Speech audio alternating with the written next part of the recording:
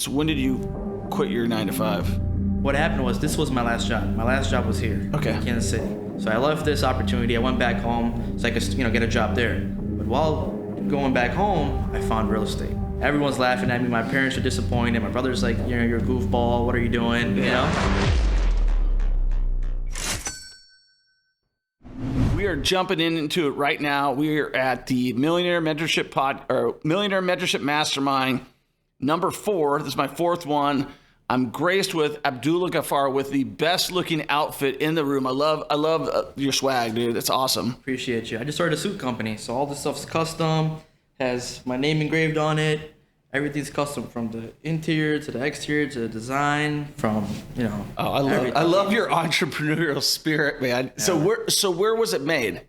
This was made in Korea. Okay, because I went and bought suits in Thailand. Yeah. So I have 3 different manufacturers that make it: Korea, Pakistan, and also Thailand. Thailand's actually the most affordable. It's like the cheapest there, but if you want like better quality, like the Italian fabric and stuff like that, then the Koreans, they know what to do. Yeah, for sure. But Thailand's great, man. You have like many suits that we tried out from Thailand. It's all the same thing. It's all really good. Yeah. So Abdullah, you just killed it out there. Like, your presentation, you rocked the house. It was very succinct. I saw a lot of value you gave people. You broke it down super simplistic, but there's so much more to you right now. Like, if you were to guess your age, you would never, nobody's ever going to say 28, dude. They're going to be like, yeah, that guy's 35, he's 40. Not because you look 35 or 40, although the beard, I'm sure if you shaved it off, would say 28. I'm growing this out a little bit, Are you going for the full? No, this is like the longest I'm going to keep. Really? Yeah, I usually keep like a number 2, mm-hmm. but this is like a number 4.5, 5. I want to get like a Drake type of beard, so. Oh yeah? Who's your favorite rap star? Are you you like rap? You like rap? Yeah, I'm from Chicago, so I like a lot of Chicago drill music. Drill music? Yeah, it gets me like that adrenaline song whenever I'm working out or before I start anything. Just listen to some drill music on. I don't think anybody knows what drill music is. I happen to know what drill music is, and I don't think I've ever heard anybody else say that word. It's like hard-hitting gangster rap with a certain beat, right? Exactly. The reason I like it, the lyrics are, they're not the best, very abusive, aggressive, but I like the beats, not the lyrics so much, because it's all gun violence, drugs, stuff like that. But the actual beats itself, it's amazing. So yeah, I like Tiesto for that. Are you familiar with Tiesto? Tiesto, not really. Oh, if you like the beats, what gets me going is Tiesto. He was the number 1 what do they call them? DJs? One of those mixers. Oh yeah, Tiesto. Yeah, you heard that song? It's Let's get down to business. That's Tiesto. Yeah. So he's got a bad. If you like that type of music, like drill music and stuff, I'm sure you would love Tiesto. I've heard of him. Yeah, he has some really good popular songs. For sure. So with what you've got going on right now, you've got all these businesses. You've got the wholesaling business. Now you've got a clothing business. Why launch all these brands? My goal is to have 30 businesses by the age of 30, right? So what I believe in is, if you don't come from a rich family, make sure a rich family comes from you. Yeah. Right? So I want to do this for generational wealth, right? So my kids could be free. So starting these businesses, now I'm getting all the capital, cash flow from these businesses, and now investing into real estate. Because that's the end goal. Real estate gives you the longevity, gives you cash flow, appreciation, right. Generational wealth. Right. But to get real estate, you need to have businesses that generate those cash flows. Right. Because real estate doesn't really generate cash flow. Yeah, you make a few $100, few $1,000 on a monthly basis, mm-hmm. but to get that return on investment, it does take a few years, right? Yeah, I mean, you're right. I hear people saying that, and I kind of reassess things the way I've done them, because I started with rentals, right? But what I will tell you is, yeah, it doesn't give you the cash flow until you get the numbers that give you the cash flow, but by the time you get to the numbers, you realize how much upside you freaking have made. Like how many rentals do you have that are worth way more than what you bought them for? Because I'm a wholesaler, right? So I was buying stuff for 50 cents, 40 cents on the dollar, putting some love into it, 10, 20,000, and then Section 8, right? So I'm getting 30, 35% cap rates. So within 3 years, my property's paid off. And then plus the appreciation. And you know how it was the COVID time and everything just skyrocketed. So I was buying properties for 30, 40, 50,000, and now they're worth $250,000 a piece. Are these in Chicagoland? Also outside Chicago. Okay, so Chicago's got some pretty crazy laws going on right now with rentals, and those are coming our way, by the way. Like, we're Killer City. That's what Kansas City is known for. Number 2 murder capital or something like that. Yeah. But we're your neighbor, right? Like Chicago and Kansas City have had a strong history together. We're starting to see that locally here, where there's a local organization that's trying to uproot and turn the tenants against the landlords. You know, Chicago's very pro tenant, correct? It is pro tenant. The tenants laws it's insane. You know, they have all the rights compared to us landlords. But the upside is if you do Section 8, now it's a guaranteed income. You know, when I got into rentals, I did the same way. You know, just make it look nice, put a tenant in there. Especially in the South Side, it's more brutal. You know, it's not the best area. So the tenants that you get, they're not even middle class, right? Right. They're trying to get by. So if they don't have enough money for rent, guess what? You're not getting paid that month. Right? 100%. So what I did is like, hey, if I go the Section 8 route where it's the guaranteed income and I'm getting paid by the government, then I'm not really dealing with the tenants. So that's how I did it. I switched up the whole business model. I was like, hey, I'm not gonna have regular tenants anymore. I'm just gonna go Section 8. You know, make it HUD approved, get someone with a voucher. That's it. All right, so a couple things. I'm a big Section 8 guy. So we don't do any Section 8 here on Kansas City just because it's brutal to pass on an inspection. How is Chicago? Are they pretty fair? Yeah, they're pretty fair. You know, as long as you pass inspection, you need to put some work into the property. It's not like, we're not slumlords. You know, we come in, put 10, 15,000 into it, even though that's how much we're going to make for the whole year. But we do know if we put 10, 15,000 into it, get the inspection passed, that tenant's going to last us 5 years. So in the longevity of it, we're still on the upside. We're still making profit. Are you putting dishwashers in these properties? Everything, man. I'm making I'm making it really nice. And dishwashers are a few $100, you know? Yeah, so when we do Section 8, I'll be honest, we eliminate a lot of things. We eliminate garbage disposal. We eliminate dishwashers, ceiling fans, a lot of times, except for the master, because they break. And it won't pass us an inspection again. Yeah. And then you have to do that. We have noticed out here in Kansas City that on the Section 8 inspections, they are harder to pass that inspection than it is to pass a home inspection. They check every single outlet. They check like stumps in the yard. Like, I've never seen, it's gone crazy. And I've been renting Section 8 properties since 2010. And I've never seen it be so brutal. Is Chicago as strict, or? They are, but you just gotta upkeep the properties. You know, you need to put money into the properties to make money. You know how they say you need money to make money? Same thing. You need to put in love to the properties. End of the day, these are assets. And if you want your assets to be, you want them to be upkept, right? Just like a car. If you buy a Lamborghini, it's a $300,000 car. Oil changes are $1,000. Brakes are another $6,000. But you need to get it upkept just in case, you know, if you want to if you want to resell it, and you know you want to get your value out of it. Same thing with assets. Same thing with, you know, these rental properties. I have to put in money every single year or every few years whenever someone moves out, just to keep it up to date. And that's how I'm going to get the most money for it. Yeah, no. In Mississippi, our Section 8 runs without a hitch. We do have usually a laundry list of stuff every time they come with an inspection, and I just look at that the same way you do. It's like, okay, I got to invest a little bit in my property to get another 12 months of guaranteed income. One thing I heard that I've never tried is 3-year leases on Section 8. Have you tried that? Yeah, man. Most of our Section 8 tenants, they've been with us for forever.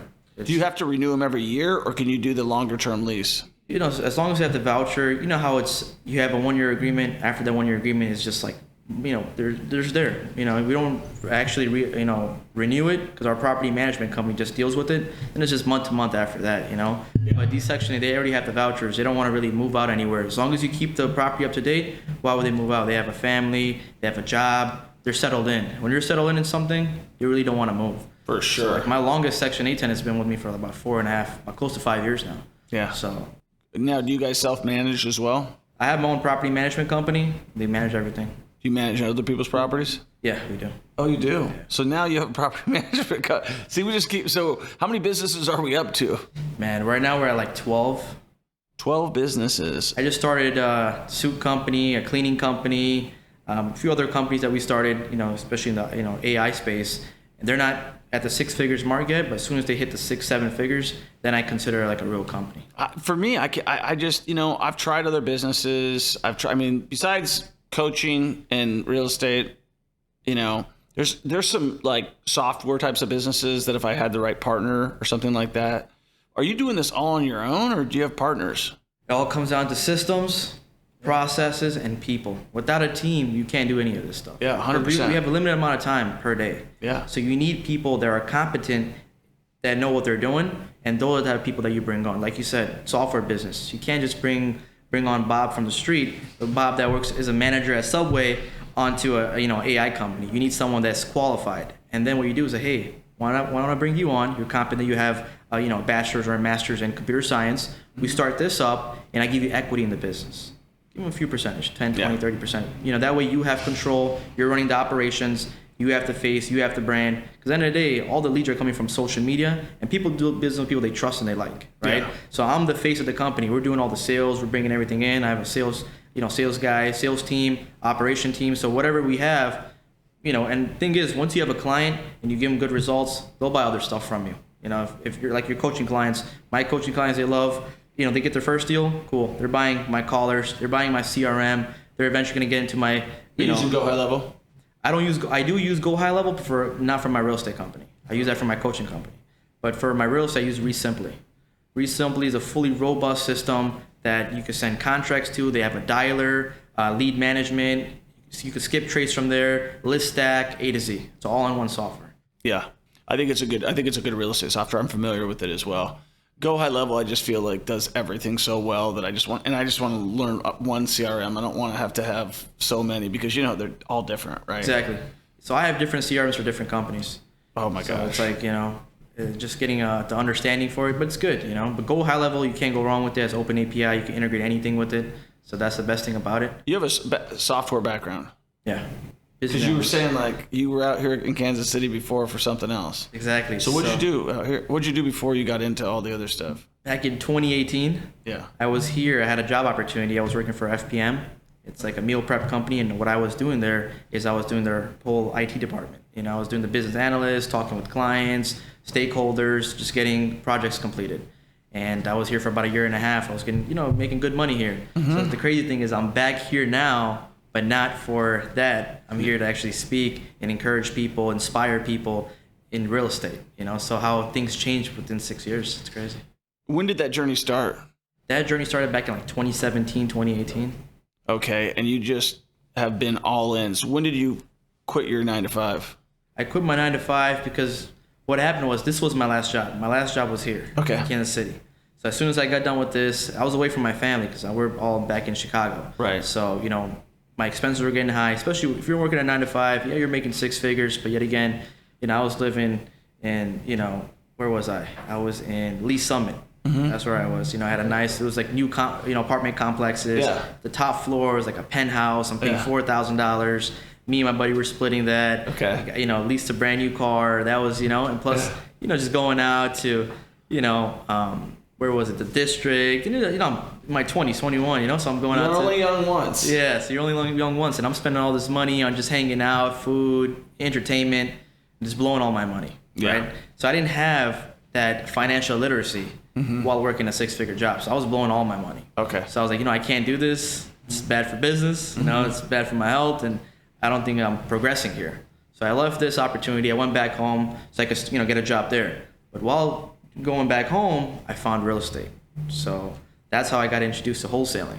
And then I just took the leap of faith. I was like, you know what? The most millionaires are made in this business. I'm not going to be a millionaire doing what I'm doing now. So that's when I took the leap of faith. And my first year, I made $2,000 in the business. Everyone's laughing at me. My parents are disappointed. My brother's like, you're a goofball. What are you doing? Yeah. My younger brother, he was a manager, and he's making more money than me. He's like, I'm making more money than you. Yeah. I'm younger than you. So I'm just like, just wait up, Yeah, you lived in yourself. Exactly. I was like, hey, you're going to get burnt out eventually doing that. Mm-hmm. But what I'm doing is I'm working for myself. And I'm trying to get that financial freedom. And how do I do that? Because going to these webinars, going to these seminars, and here, coming to your event, as you're around like-minded individuals. Yeah. So you could see like, hey, success is in the rooms that you're in. So that's what I did too in Chicago. Went to seminars, went to webinars, did all that good stuff. And every single person that was in the real estate business for many years, they were successful. So if, like I was mentioning, if you're talking to a person that's in real estate for a year or 2 years, they don't have the same success as a person that's been doing this for a decade.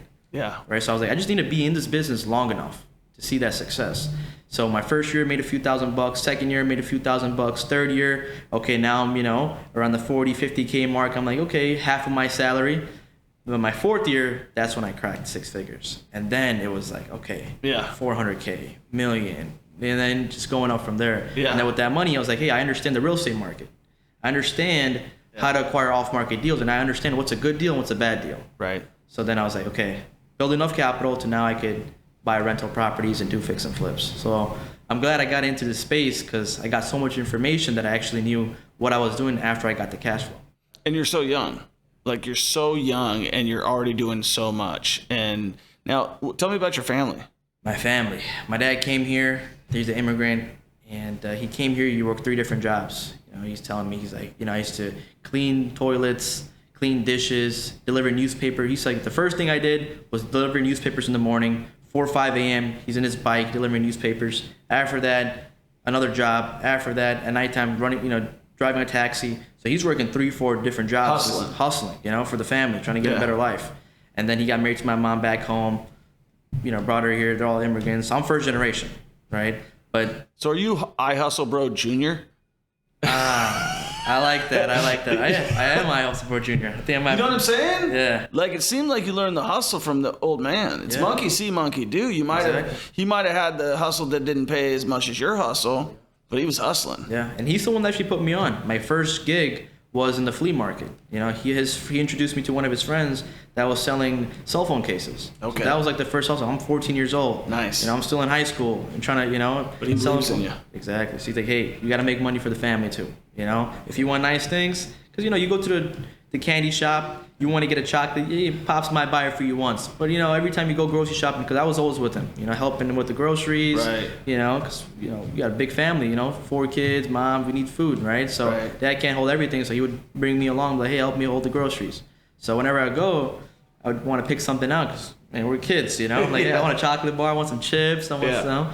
And then my dad's like, hey, I can't just keep buying you all this stuff. You got to buy it for yourself. And then I was like, how do I do that? Then I got introduced to the hustle. Started selling cell phone cases. Started selling T-shirts. I was in like a flea market, so Hispanic environment. I didn't know a single word of Spanish, but I had to learn Spanish so I could make money. And ¿Habla español? Poquito. Más o menos. The only thing I know is how to make money, right? Okay. So in the cell phone business, in the cell phone business, it was a ver, un momento. A ver tu teléfono, por favor. Un momento. Video screen protector. So I was like, hey, come here for a second. Let me see your phone. Yeah. You don't have a screen protector. Let me put it on. This $10, and then just put that on. And then camisas. Yeah. I used to be selling T-shirts. Camisas 3x10, selling T-shirts. Chicago shirts. Man, I'm hustling all this stuff. Yeah, I love it. So just a little bit of Spanish to get by and just make the sale happen. Yeah, don't let whatever the barrier be the barrier. Exactly. We just went on a tour around Europe, and the guy didn't speak a lick of freaking English, but he had Google Translate hooked up to his speakers in his little taxi and gave us a tour, and it just spoke in Italian and it came out in English. Technology nowadays. Yeah, there's no reason not to get ahead. So, 30 businesses. By the time you're 30, you got 2 years to do it. You got 18 more to go. That's a lot. That's a lot going on. We're launching, man. Every month we're launching new things. Just started up a media company now, so we're doing reels and stuff like that for other influencers and people that actually want to build their brand. Because the most important thing is building your brand, building your name, right? Yeah. If you want clientele, brick and mortar stores are not working anymore, right? If you want to actually get people into the door, people like doing business with people they like and trust. Yeah. So now when you're on social media, you're basically portraying your message, telling them, hey, I do this, I do that. If you're interested, reach out to me, DM me this, comment this. Eventually it gets to a point where they're like, hey, let me reach out to them, let me see what's going on, right? So like selling cold callers, selling CRMs, selling media, selling coaching, whatever the case may be, right? It's all through social media. I love it. And all my companies 10x'd just by me jumping on social media. Yeah. Before that, it was like companies were, barely hitting 6 figures. As soon as I jumped on social media, now it's like 10x all my businesses. Now we're hitting 7+. Yeah, that's crazy to see that. I mean, I didn't want to be on social media. I'll be very straightforward. But anything I do, I go all in on. And when I saw a friend of mine who was doing it, and I would say, much further behind me in the real estate. But the way he grew and was growing so fast through just the social media, I was like, why are you doing this? Why are you putting it all out there? And then he showed me the numbers, and I was like, I'm in. Like, forget anything else I've got going on. And then, just from coming here, people were like, oh yeah, you get now you're having the conversations with people that maybe wouldn't have had a conversation if you're just Abdullah Ghaffar, but because you're Abdullah Ghaffar with X number of hundreds of thousands of followers, they're like, yeah, I'll have a conversation with you. So it opens doors as well. Exactly. That's what it is. Like, some of the best collaborations that I've done, even collaborating with you, is due to social media. Right? If I didn't have social presence, I wouldn't be speaking. I wouldn't be doing business with you. Yeah, you wouldn't be at this. We wouldn't be here today. Exactly. Right. Neither one of us. Right. Like that's the power of it. It's so cool. Did you ever want to invest in real estate? Did you ever want to live the life of your dreams? Did you want financial freedom? Did you want to break the generational curse? Did you want to help your parents out? Did you want to help your mom out? Maybe you work for a job that you don't like. You know, they say there's only one reason to work a job, and that's to learn, right? If you're not learning at your job, you're just going through the motions, right? We have a free Facebook group, the Millionaire Mentorship Facebook group for real estate investing. Make sure you join. The link is in the description. If you want to schedule a free call with me and my team and you actually want to start, I would suggest you do so. We have helped hundreds of people change their lives, and all they had to do was get started. They booked a call with me and my team, and they got the ball rolling. And I'm so confident that if you don't get your first or next investment property within the first 90 days, you don't pay, and I'll give you $1,000 cash. That's how confident I am. Obviously, you got to take action. You can't just do nothing and expect that to happen, but that's life. Life's all about taking action. Make sure you give this podcast a 5-star review, share it with a friend, and take action. So tell me what business excites you the most. Like not even anything that you've got going on right now, but if like you could just say, I want to do this business and this business only, and maybe there's like some money that's limiting you from doing it, what business would that be? So the new business we're doing is AI, right? Artificial intelligence. You can't go wrong with that. That's where the future is. Okay. As you heard, that Google just fired their whole AI company, right? They just fired all their AI employees. I did not hear that. Yeah, because the AI is so intelligent now, it just took over their jobs. You know, and they're getting $300,000-$400,000 salaries. So, you know, and all the companies are moving towards the AI, right? Basically doing everything, like these, you know, these mediocre tasks, these, you know, it could be anything. I'll give you an example. Even cold calling nowadays, right? AI is doing it. Text messages. AI. I know I was getting all these text messages from you. It's all automated. Yeah. Right. It's all the systems doing everything. Right. Selling tickets. Even posting. Even editing. There's so many things. Right. So we're starting a new company. Is basically just like ChatGPT. Right. So that's what we're creating right now.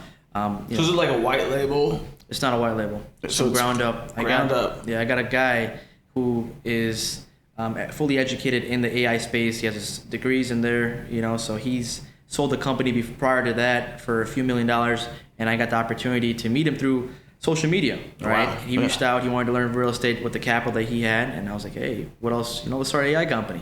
Tell me more about this. Nice. And then he's like, hey, I'm working on this, this, and this. We need $10 million to create this so we could connect with NVIDIA, get their software, and then, you know, compute and make our own system so we could have a laptop that's already ChatGPT generated. So stuff like that he's working on, you know, collaborating with NVIDIA and their GPUs so we could create our own AI. Yeah. Right? So stuff like that, I feel like that's exciting because AI is taking over. Yeah, and also on top of that is the software is the most profitable business that there is out there. Like if you look at it, like if I'm a real estate guy, which I am, and I'm looking at the most profitable business out there, it's software. Like the customer service is non-existent. Like think about it. You have a problem with Facebook, you got a problem with Facebook, and they don't care. Yeah. Because they're making money hand over fist. You make it once, and then you can sell it for life.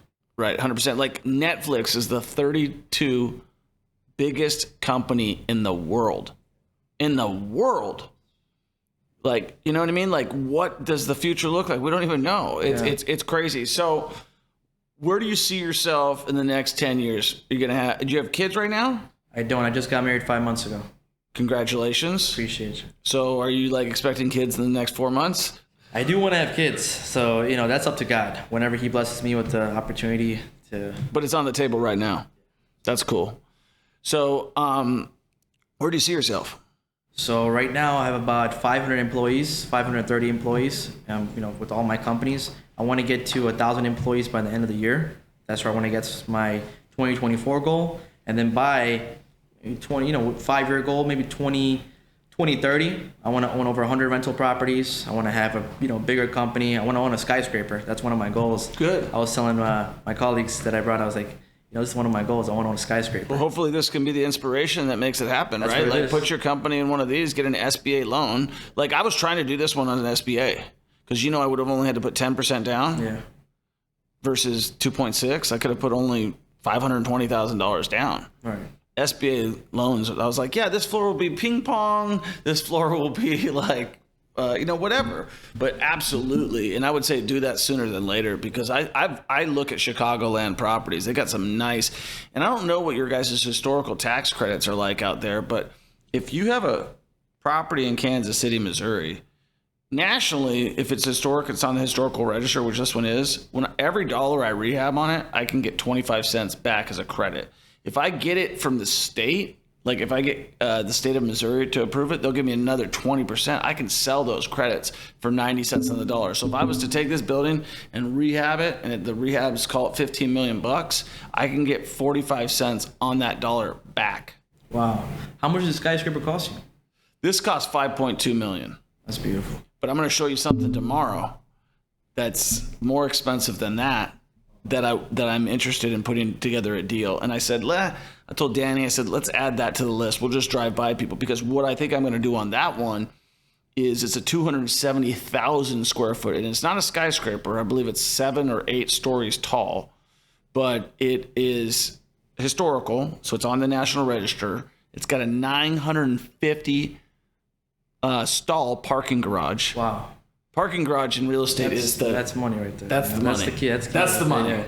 Like, because how many times can you turn that parking spot? As many times as you want. Exactly. No, like, what do you got to do? Clean up some oil? Right. Maybe somebody runs through your gate every once in a while? Right. Everything's controlled by software these days.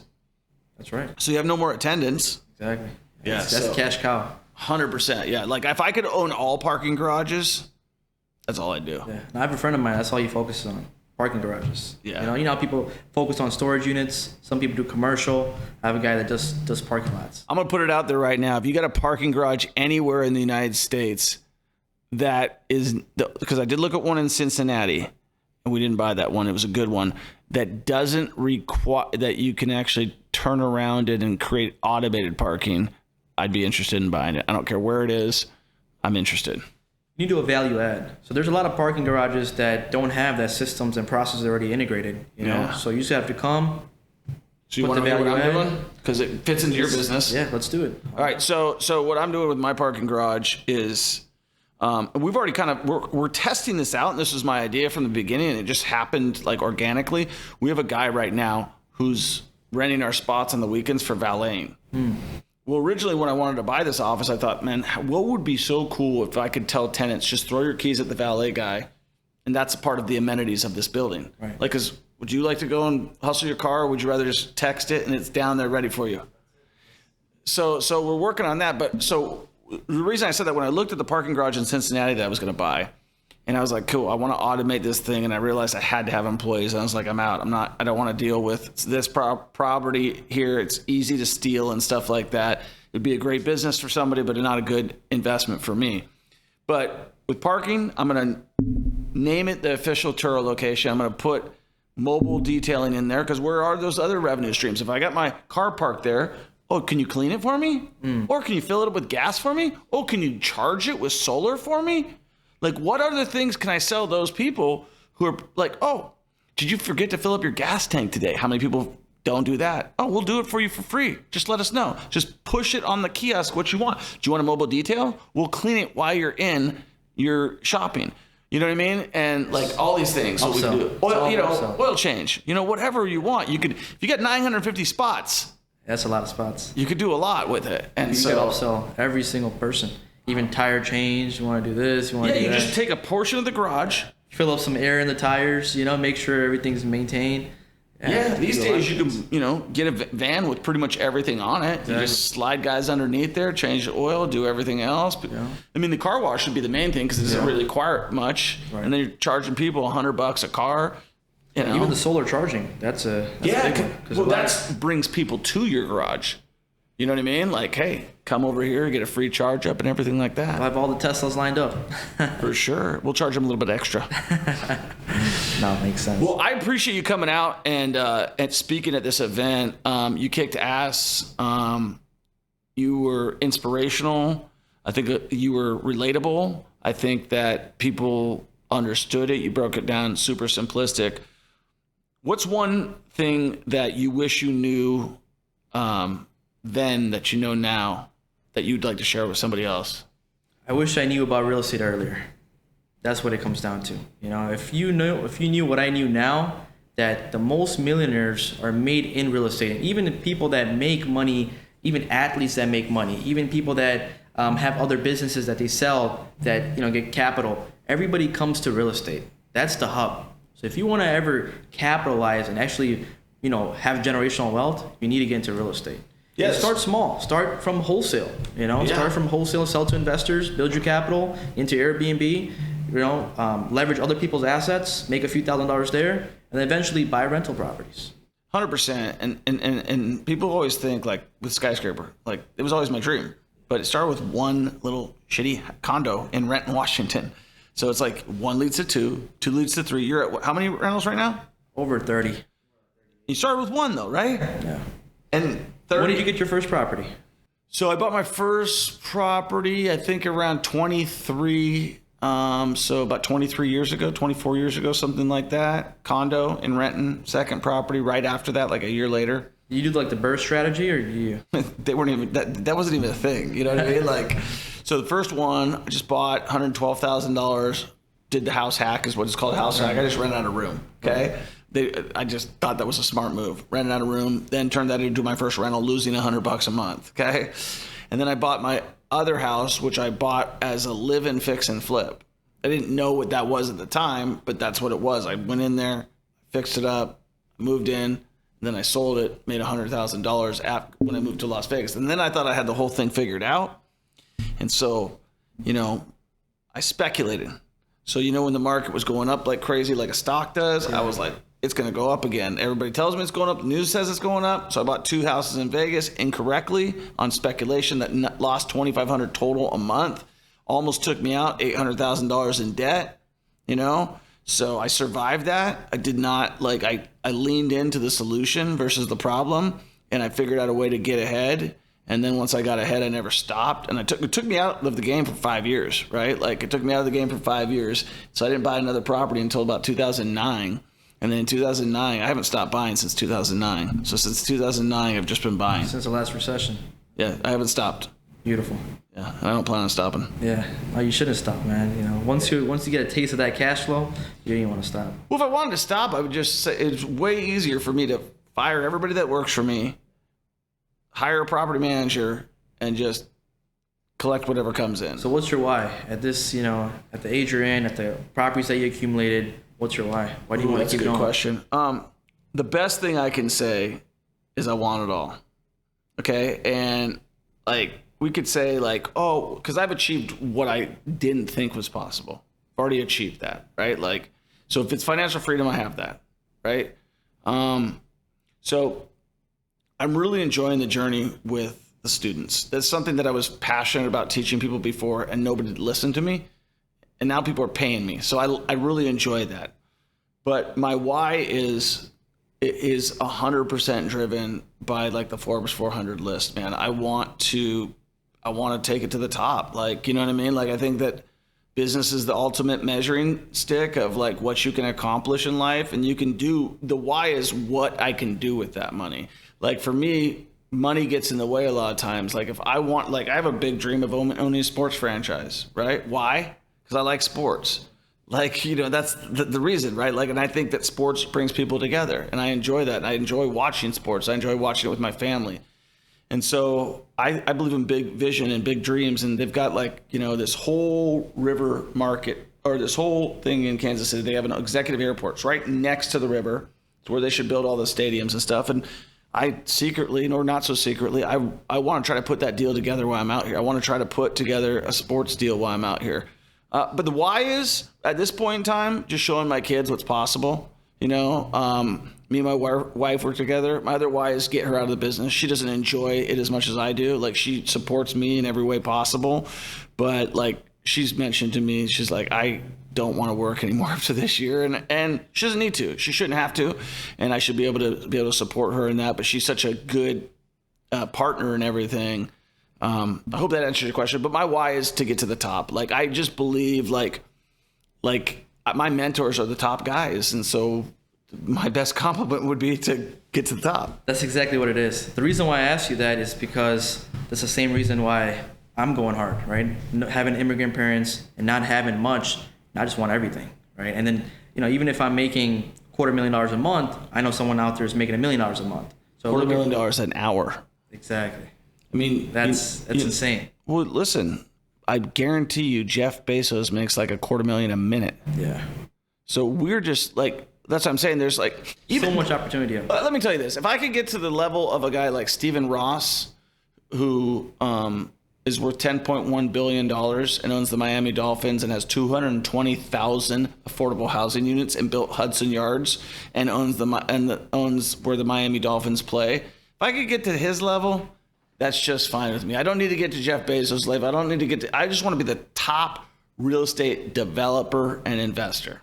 That's what I'd like. That's my why. Because I believe real estate is transformation. Love it. I feel like even at that level, you always want more. It's never ending cycle, right? It is. When you hit your first million, like, okay, you know, because that's the goal. Coming up, you want to hit your first million. And then you want your second million. And then you're like, hey, let me get 5 million. Let me get 10 million. It's a never ending cycle, you know? So yeah, it only ends when you're 6 feet under the ground. So just keep going every single day. It doesn't have to end when you're 6 feet under the ground. That's why they call it legacy wealth, right? Like, control it beyond the ground. The drive ends 6 feet under the ground. Yeah, that's true. Generational wealth lasts forever if you're in real estate. So. Well, I appreciate you coming in. I appreciate you sharing your time with us. And I am fired up to see you for the rest of the weekend. I'm fired up to go out to dinner with you guys tonight. Let's have a good time. And appreciate you coming in, brother. Appreciate you for having me, man. And how can everybody get a hold of you, follow you? You can follow me on all social media platforms at ihustlebro. Because I actually hustle. And if you're looking to get started in anything that I do, if you want cold callers, if you want coaching, if you want media, I know Troy does a lot of that stuff as well. But if you want, you know, just tips and tricks on how to get started in real estate, reach out to me and let's talk. Cool. Awesome. And listen, let me just be fully transparent.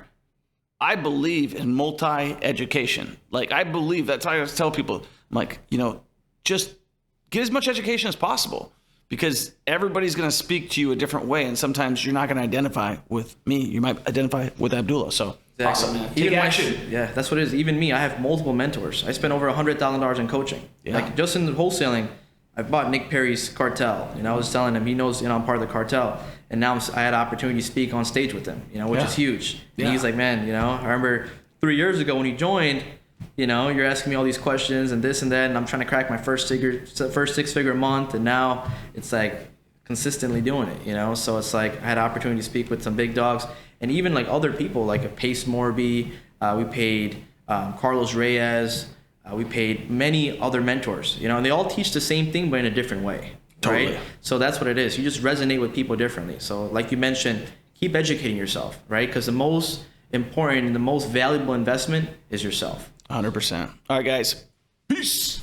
Hey, if you're listening to this podcast right now, I hope you enjoyed it. I hope you give us a 5-star review. And we've got content all over the place, TikTok, Instagram, you name it. But we also have a coaching program. If you are looking for a coach, we have the Millionaire Mentorship, and this is a coaching program where I actually help you get your first investment property within the first 90 days, or I'll pay you $1,000 cash. That's how confident I am to get you that type of result. And I know you might be here and you might be listening, you might be scared, you might not want to take action, but that is not going to get you where you want to be. And obviously, if you're listening to this podcast right now, you want to take action and you're trying to gather the information, but maybe you're confused. Maybe you're just like a lot of people that I talk to.